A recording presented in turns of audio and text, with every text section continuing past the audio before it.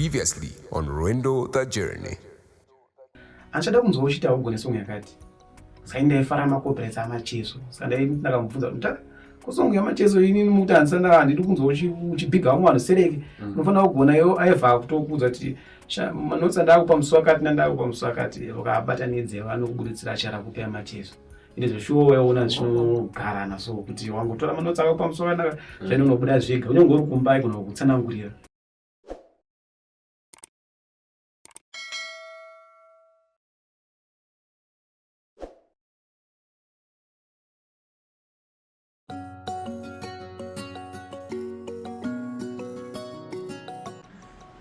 Hello people, we are ETVZW and we are here to give you another journey from one of the best vocalists in the country. His name is Efe Muzioni. You heard from him and he is here to give us his journey from when he started up to now. So we are going to give you his journey in details and he's gonna introduce himself right now. Muzioni, this is your chance to introduce yourself to the people. Ini zita rangu tinonzi Simon Charumbira Chuma. Ndiro zita rangu rekuzvarwa iroro. Ndiri kuti Efe Muzioni izita remadumuriro mabasa kumagitare. Okay, so we're going to get into details of his journey. We are going to the journey. We get into the details from where he started music, why he started music, the challenges that he's faced, and everything that has brought him here to ETVZW. We went to the journey. Watch out for his journey.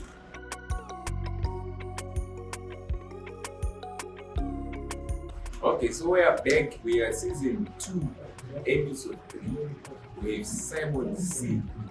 Charumbira Chuma. He's the man right now today, and he's going to tell us everything that he has got to do with this journey from where he started, from when he was a kid up to where he is right now. So I'm here, I'm just gonna listen and ask him a few questions, but the journey is on him. So makatanga nini music? Music ndakatanga ndichiri big.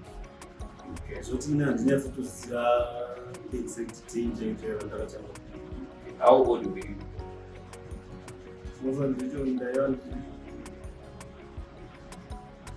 Ndaimba kuchechi zvokuitisa zvemasunday school feri saka angura inwanzi uyu ndiye anoimba pasunday school ndiye akuimba kumasvowani anzi makusexisitoti masvowani. Saka kuti angozokura tiri mukuimba kwemuchechi kusvikira one kuchikoro ndakangonotorwawo ndokanotanga kutoimba grade 4. Grade 4 aitorapo kuimba kukwaya yekuchikoro. Ndatotorwa ndoba ndatopinda mukwaya yechikoro ndatanga toimba kubva grade 4 ndapedza grade 7. Ndaenda form 1 ndakatoteverwa pakati kune competition iriko ndoba ndateverwa ndikauya ndikatorwa kuchikoro ndiri kusekondari kudzokera kuprimary noimba. Kuseva nokuchiza kubva grade 4 because usually vanhu vanogona vanoimba sports vebhora vanomhanya vanochiti vanogona kuzochizwa vari maaround grade 5 grade 6 grade 7. Sei vakazotorwa grade 4? Maticha mamwe aidzidzisa vaigara kusaidi kwataigara. Saka vaiziva kuti kana pakaitwa chechi mufano yaanenge achiimba ari kamufana kudaro. Saka nekuchikoro futi vakabva vatanga kutoti teverai mufana uyo aite zvekuimba. Saka zvinhu zvakatangira kumastreets kwedu kwataigara. Okay, that's interesting. I need to know kuti genuinely pamakati grade 4 up to now, what are the challenges? You're talking about grade 4 party kusvika grade 7. Were you the outstanding one? Were you what was your type of music? Waiimba kumabhora here muchikuza vamwe kana kuti kwaya kana kuti kuchii? Ndaimba kukwaya yechikoro, ndaimba tenor. Okay. Ndaimba first tenor. Alright. The sharp one. Ndine mamwe masongs akaitwa leader. Serious? Ndiri kuchikoro iko. Saka ndichizoti nda grade 6 ndopa ndakatanga kuti Ndanonyorawo A song. song. Wakaona mumagati yavo kadzidza. Valalaki chikwaya anonyora. Sando vakaita kuti magara edu kuZCC.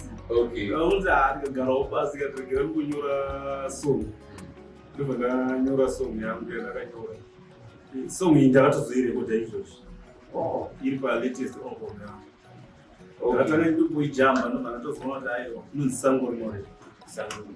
But ndakazoita manje pachikuru kwekuti kudhara kuka ndangoita zvinoita kuti zvaingobuda panguva iyoyo but taitoimba makwai. Izvozvi mai ndakazoigadzirawo ndikaiwedzerawo tumwe tokuratidza kuti yakuitwa nemunhu.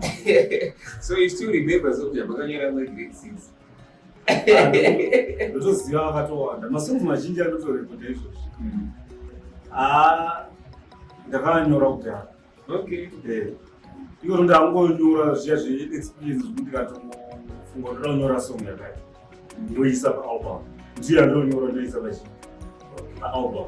But masongs ndinawo akawandisa asi kuti manyorero andoenda kuita ndoenda kugadzirisa manyorero eukwira ayaka ndakuisa maturity pasong. Saka vaimboiziva tichiimba kana kukwaya vanozoinzwa neimwe wei. Then vaiziva kana tichiimba kana kuchikoro. Ndakazonodzidza kuchikoro kwainzi kuRomani iri kuZaka kusekondari. Takatengerwa mainstrument yainzi culture fund. Ndandakutoridzawo magitare. Saka ndakatoridza magitare kuchikoro taitonopefoma kunana Great Zimbabwe tiri chikoro takamirirwa chikoro. Ndine masongs andakanyora. How old were you when you Then from Form 4. Can you see it? Okay. So instrument yamakatanga kuridza ndeipi? Ndakatanga kuridza bosho. Nemuziye. Mazvinzwa. Muziye hazvimbovo zvakachinja. Saka magitare makazvitanga kumaridza reipi? Ndekugona kuridza mabhosho. Bishop Mtendi vakati vanhu vari kugona theory stereo nekugona kuridza vanyore sei test vanenge vapasa ipapo ndovaendesa kuMusic College. Ndobva pavanhu vakapasa pakapasa vanhu 3.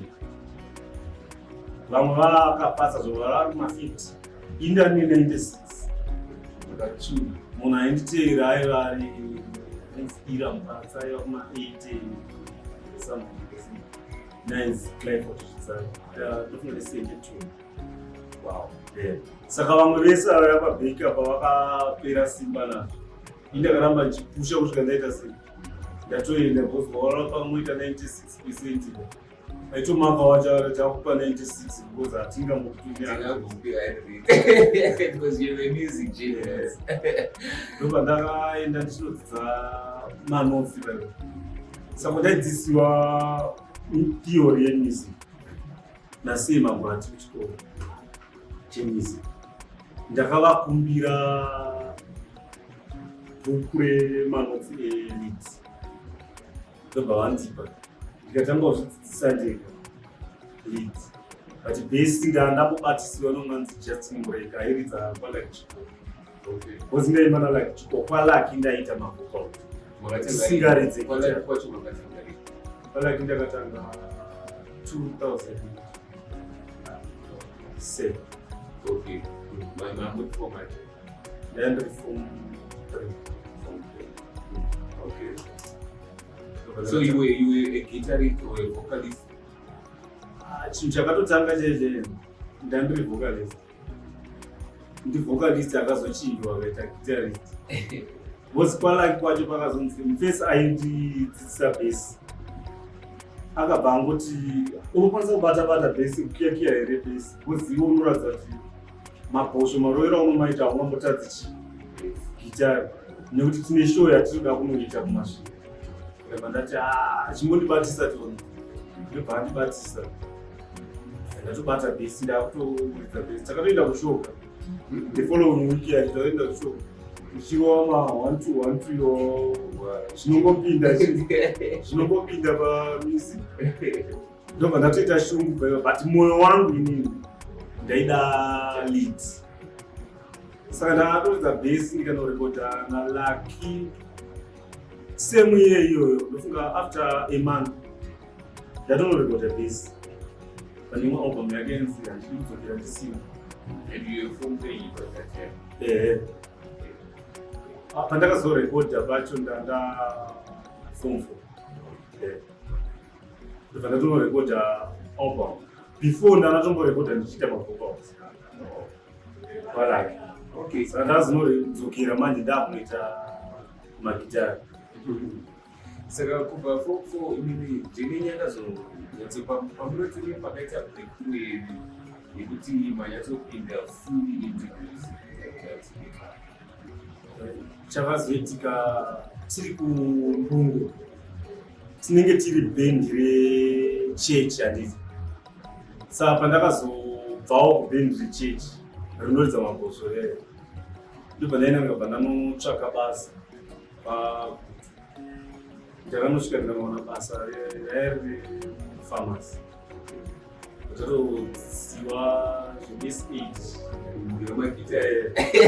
ndakutozviziva. Saka ivo vaizviziva, murungu mai akabaziva kuti ndoita zvemagitari. Ndobva atiko ndoda kuvhura kamusic college kekuti ivo unge uchiridza magitari uchidzidzisa vanhu ikoko. Ndobva kavhurwa. We are just taking a small break. We want to hear more about this journey. We are ETV-ZW. We're coming back right now.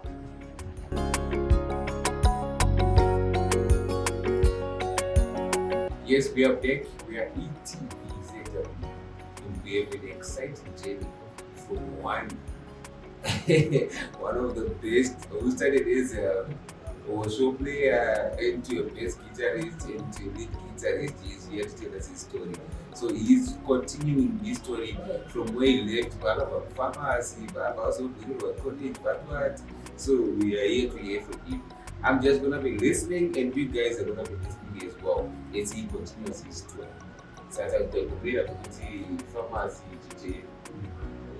Saka takazovhurirwa kacollege kekuti tidzidzise vanhu magitari. Ndatodzidzisa vanhu magitari, madrums, maskiri ekudzidzisa madrums,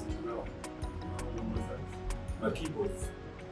Tinodzidzisa vanhu kudai. Saka murungu akazoshaika aitisiponza panguva iya. Anga atotifomera band akati iwe unenge waane band wozi handidi kuuraya keriya yako ndichikuisa kusaidi pharmacy. Vanoita zvekunopharmacy ndavaita zvekupharmacy. Iwewo ndokusapota uripo pauri kumusic side. Saka paakazoshaika manje hama dzemurungu dzakabva dzakotora zvinhu zviya zvese zvinobva tasara tisina chazvinacho. Saka takazotanga kutsvaka mabasa oga twakatosiyana. Iri tutototi une nes8 nechii ndobva tatava kutsvaka but hawa ndinatsoona kuti inini chero ndakapinda muno muHarare kushanda cheke ndaitoti ndikashanda ndikasaita zvemagitari zvibhoripani. Saka Lucky Chikuwa akazondifonera akati, sekuru svikai kumasvingo, pane basa randawana rokushinoridza asi tinoridza muHarare. Pataenda tikanosvika tikanoryesa patauya kuno kuHarare kuno kutatambirwa zvakanaka. Contract yatabata inoda kuti tigare tichiridza every weekend. Saka tabva tapuwa nepekugara. Ndobva tatotanga kutogara paya titese tichiridza magitare. Saka kacontract kacho hazvinazofamba setenderano wangu wakaita naLucky Chikuwa.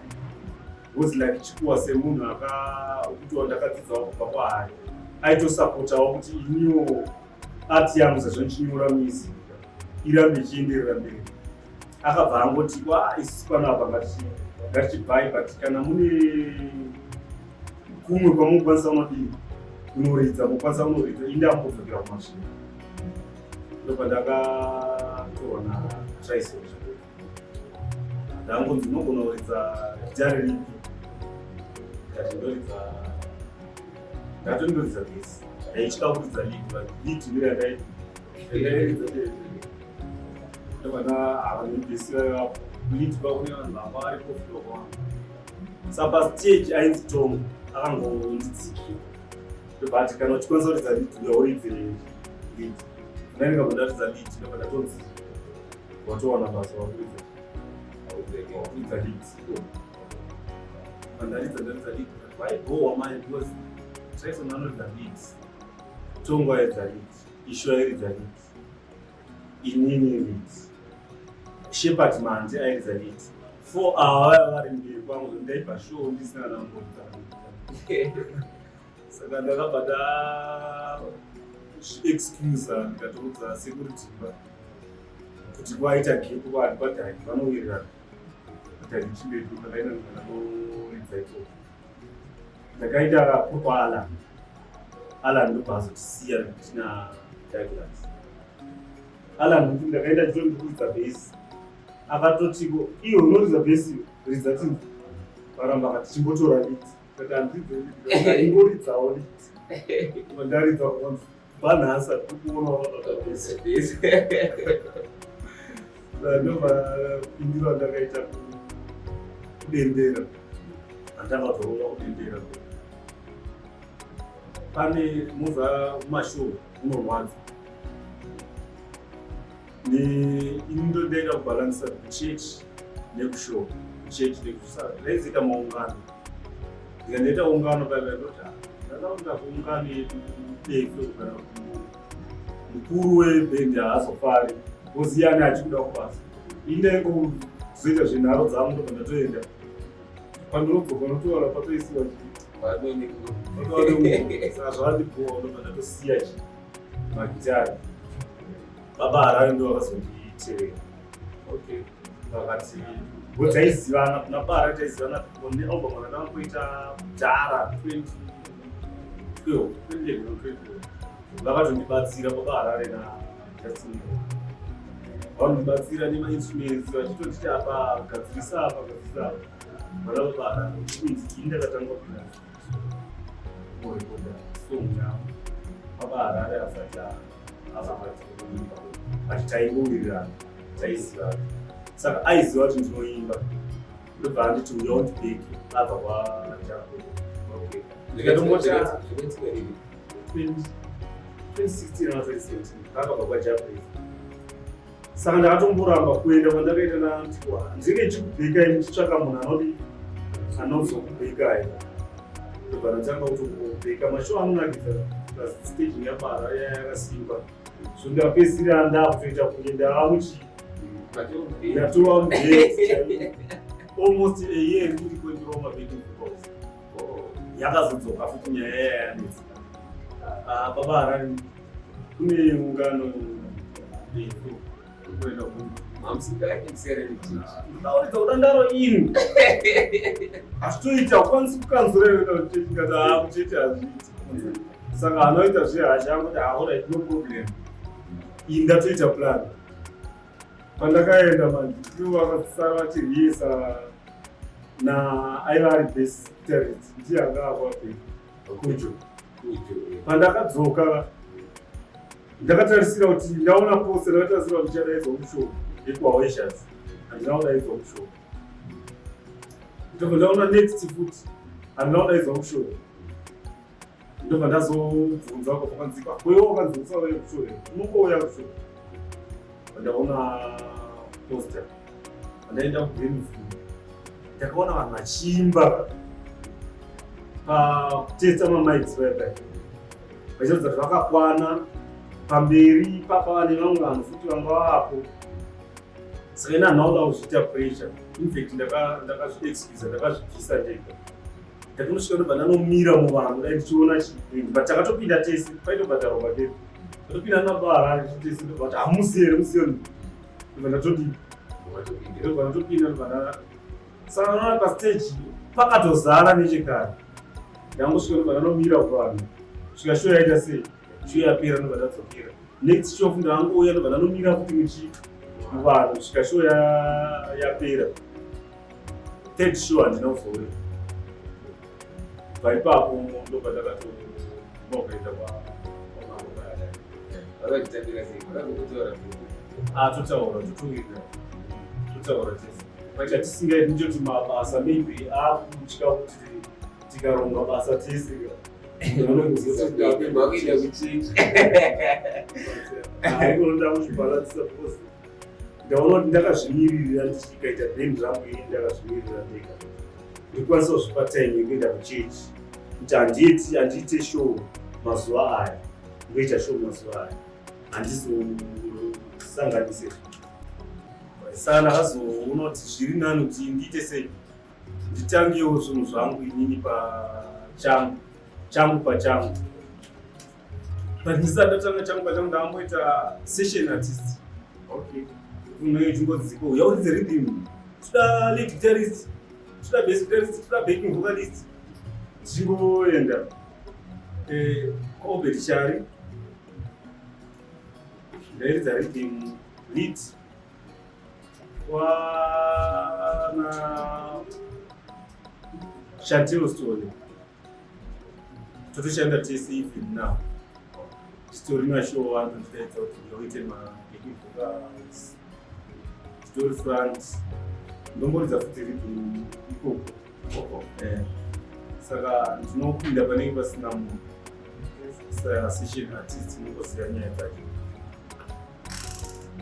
saka ndiri musession artist ndechitogadzira basa rangu ende izvozvi ndaopen kuti munhu akanditi uya kuno ndomuudza kuti ikoko ndikuuya zokubatsira vakadziwa kupinda but indire bhendi rangu usandiverenga because ndichazokuudza kuti mangwana ndine show iwewo une show woti ndakudisappoint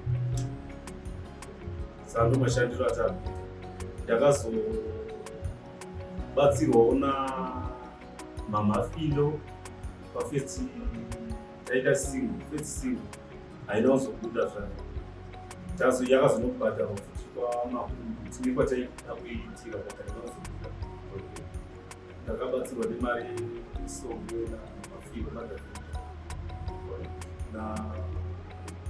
yakazononzi edward mapurisa songo yakanaka ngatiendesei kwani kwamakundu ndokwa yakazonobhadharwa futi kwamakundu sofa pazvinhu zvizhinji zvanokuita sando naedward mapurisa ndianomira nezvivakuma anotomira ndibacking vocalist ndichorinaye pastage but andori murungu backing vocalist ari murungu saka career yenyu yatsatangira pari pamuti patinofanira kuti kuteerera vaone vese kuti machallenges amazopisa afterwards but yakatangira pari career yenyu yakatangira pari as a solo artist mulockdown vanhu tatakuita indangosiya mizi after ndabva kwakubara ndatongosiya mizi totoza but mulockdown manje hapana chimwe chachiri chekuita ndokuti kana washaya zvekuita unoita sei unoridza gita saka ndanokumbira ndasina magitari pandakanosiya zvemusic ndaanotekesa magitari ndazonokumbira mufesa wangu ainzi Justin Murray ndobva andipa gitari kana tanga kuridza nanoti kuzvinhu zvekuti zvichirimo saka nekushaya zvekuita mulockdown nekutokomboza mupi lockdown imomo vananzwa kuti zviri kuda zvakanaka saka vanhu pari kupera lockdown mari taitoida akazvisuwa ndobva ndafonerwa nadhaki chibetu akanzi mashow atanga kare tiri kubuda torowa pawest vandangosvika ndobva ndatonorowa pawest pipepen but chaitika ndechekuti mazuva aya chakazoitika breakthrough yangu yakazoita power handisi kuti mari here machitaita ndandisina nabrain dzekuti nditange bhendi brain dzangu nekushanda kwese nesimba kwandaita kwaiva kuti Dhaki Chimbetu abudirire bhendi rake rite power kodzetera maresource emanew songs nemaresource emamasongs zvokuti bhendi rinyatsokusimba zvakati zvakanaka ndaitidza liti ikoko ndobva abva achienda kwaSulu. Saka akushanda naSulu. Ndipo angosiya bhendi risina leader. Isinobva tataurirana nevakomana pachena. Vakomana vakati ano isingatiitei bhendi. Anogona kunyora ndiani. Ndikandonyora. Vakomana vaitozviziva kuti mukomana wangu anonyora. Saka takaronga chinhu chimwe chete kuti ngatiitei. Pane show yataida kuita. Tikati ngatisangane tiite riesawo vanhu havana kusangana. Vakauya vanhu vashoma ndingamajensazi. Backline yese haina uya but taitenderana chinhu chimwe chete kuti turaita sei. Toda kutanga chinhu wani. Vanhu vatozonzwa kuti umwe akuimba nanhingi, umwe akuridza nanhingi, umwe akuridza nanhingi. Saka zvatakatenderana hazvisi kufamba. Saka ndakawedzera kuita shungu. Neshungu dzangu Mwari aitondidavira. Ndopakaita action vana Mamafilo, vana Edward Mapurisa. Kufanda zvimari zvokuti tiite album. Album yandakaita yekutanga Isaiah Karatu. Ndakaita mavocals ese pa5 songs. Song pa6 songs. One song ndiyo yakaita pa5. 2 songs dzakaita mabacking vocal. Imwe yacho yairi featuring haina Obetichari. Ndanga rated. Dzimwe dzakapindwa netimu randoshanda. Vandaingoenda mustudio ndoridza lead, ndoridza rhythm. Vamwe ndoridza bass. Lead ndoridza rhythm, makumbe oridza bass. Tinoda kusvika album yapera. The second album iyi. Ndakaita masongs ese ndega. Unonzi munhu ndakati panoexperience acho ese. Lead rhythm, bass up. Sango rinorema lead rhythm, bass up kunze kwekeyboards. Mabacking vocals pane mamwe masongs akabekwa naEdward Mapurisa.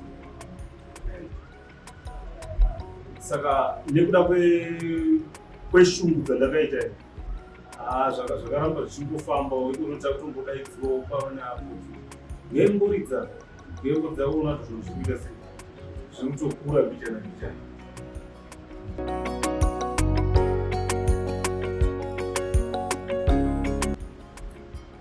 Okay, mkoma. Saka mune recent project here wakaita kana kuti pakuya is said album riripo rakabuda musi wa18 June ratolonchiwa paRadio Zimbabwe. Rinonzi Sango Rinorema. Rine 7 tracks. 5 tracks dziri panyika, then 2 dzacho takadzitora tikadzita reloads. Arikuwanikwa paYouTube or what? PaYouTube. Aripo ese. Aripo ese paYouTube. Nemavideo ndine 3 mavideos.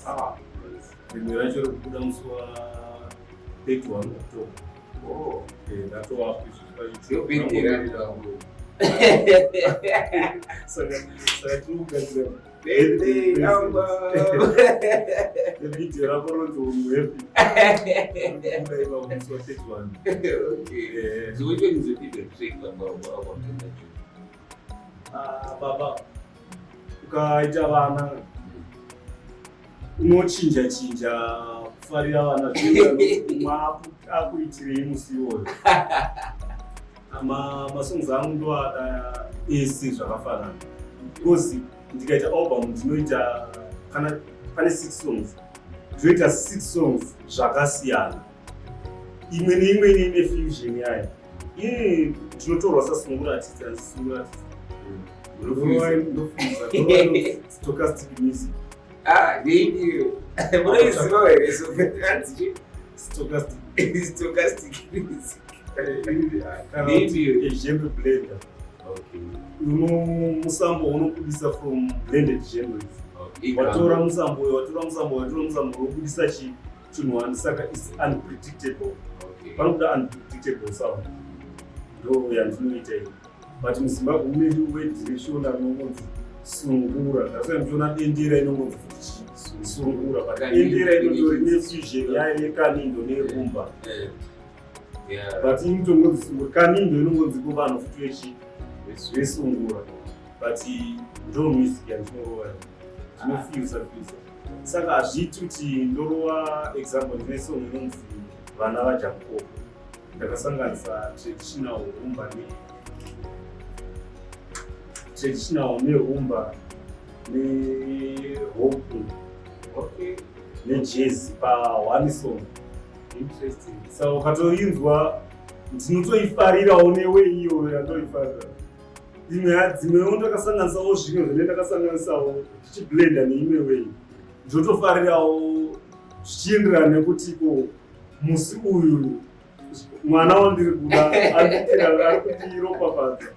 Ngonzonyora masongs zvichienderana nesituation. Saka situation yacho ndikangoifunga zvemusi iwoyo ndogona kutanga kutofarira kuti vanhu vanofanira kufarira song inonzi Sango Rinorema. Vanofanira kufarira song inonzi Unwepi. Unwepi yandakanyora ndadarika nemumastreets nomutaundi ndaona title. Okay, people. It's such an interesting journey. ETVZW. We are here with one of the best backing vocalists and guitarists, a phenomenal guitarist. So I wanted to just give you guys advice as we have this tradition as ETVZW Reno the Journey. We want to encourage people out there, motivate people, young artists, young footballers, everyone who is a gifter. So I wanted to give advice to people who are going through struggles, challenges to make sure that their gifts are fulfilled. So here's the chance for you. What words do you have to the people that are facing the same journey that you've faced, whether sports or anything, so that they can be at the state that you are at right now? Alright, changu tora malines ababashiro ekuti chaungada chose ukachipa nguva yacho ukachitevedza mberi kwacho chinova nebasa.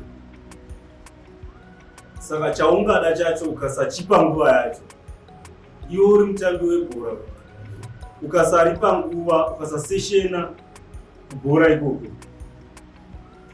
une usina kuchitevedza, saka hauzoiti perfect. Chero uchiridza gitare une chipo chekunyora, une chipo chekuridza, ukasatogara uchingoribata waya idzodzidzi unoita kakudzikira. Saka kuimba unofanira kutonzikana uchiita zvevoice, unofanira kutonzi uyane noise pano pamba. Mumba chendikuinda itombozvivharira munhu uchingoimba unoita noise maniro ndotozorikiya dhoro racho chero wakatoita noise handinei nazvo because hapana access yekupinda mumba mandiregedii. Saka zvinoda kuramba uchishingirira zvipe time, kwete kuti uri mutambi wenhabvu unoda kumboenda kunosunda mabhara nenguva dzebhora kocha achiti uya kuno. Okay, so from what I've heard from you, so we are just carrying on. What's your inspiration? Like, do you have idols that you've been looking up to?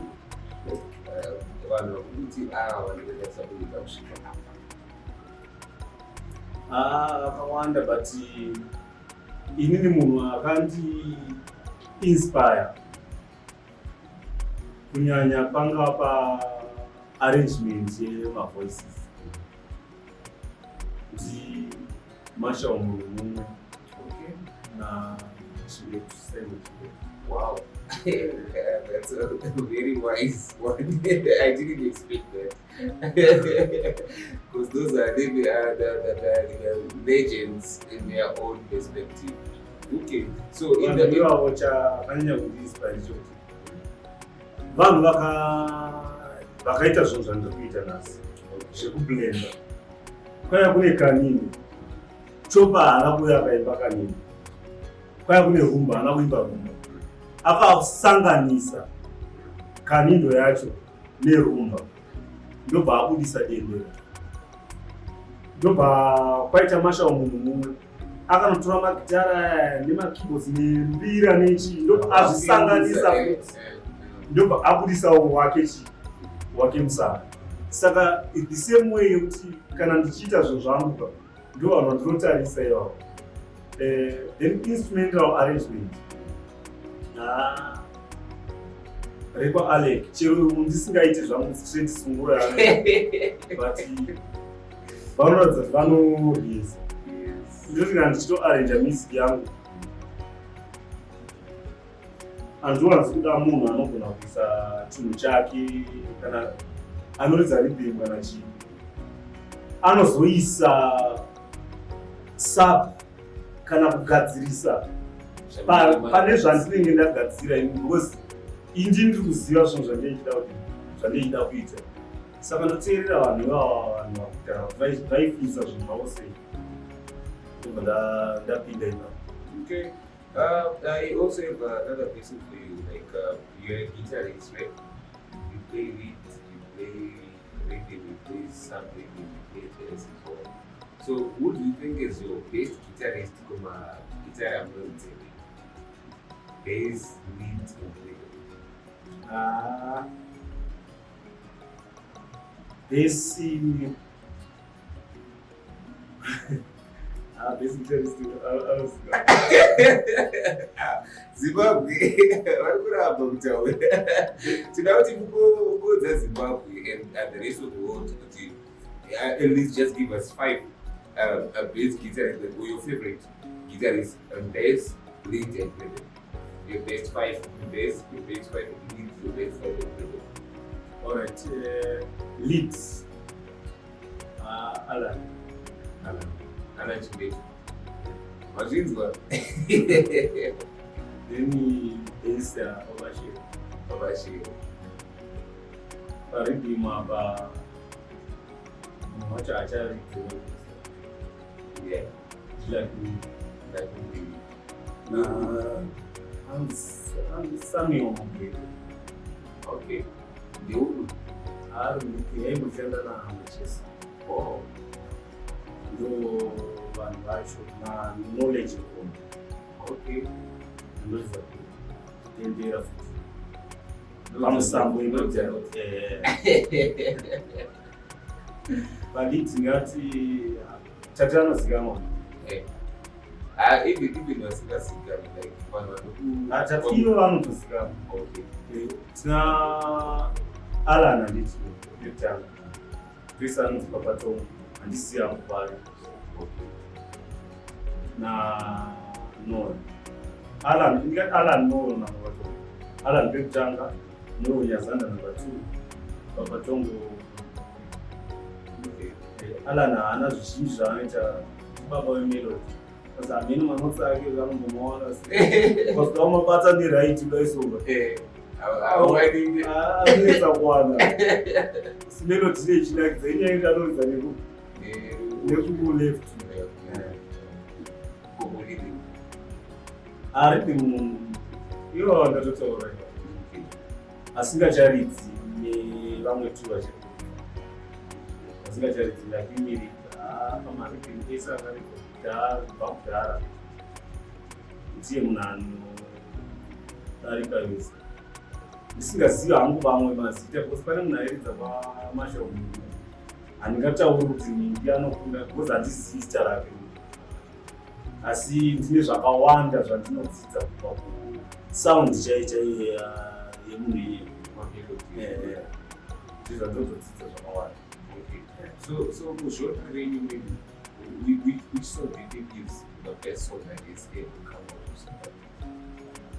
Music yangu Genre renyu like you like of music and what you feel is that or maybe it's Sukura, okay, we can say it's Sukura. Which one do you think is the best song that has ever come out of somebody? song yaChimbefu Which one? inonzi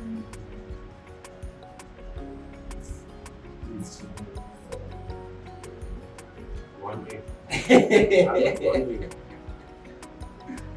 ndifunga zita but iri pana 7 Okay. inonzi Opa. ndo inonyanya kundiitira kudarika music yese yakaridzwa muZimbabwe neinonzi Wendo usina muperekezi. Okay. Nyamasha uno. And we are ready with the journey. So yeah, we have an interesting story. We are going to the next phase. We are going to do Wendo with the plane.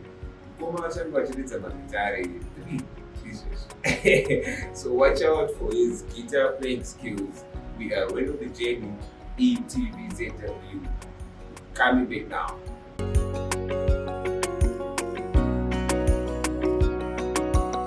Tinere kudefi apa itakachiridza kuosha ndizere kudefi dzabjesu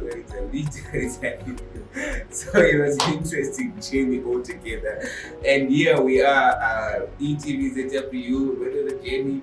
So I'm here to just give him a chance to make sure you guys get in touch with him so that you get his numbers, his social handles,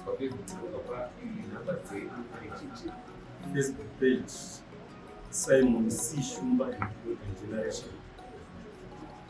YouTube Simon Charumbira Shumba. TikTok Simon Charumbira Shumba. Okay, and your phone numbers. Phone numbers 0772 974 000. up 0732 974 000 0719 974 000. Madzidzi numbers. Say Mura no guitar. We are ETVZW Zimbabwe. We are going to be giving you more exciting journeys from more artists and guitarists and everyone. For now, ready for Wendo to play.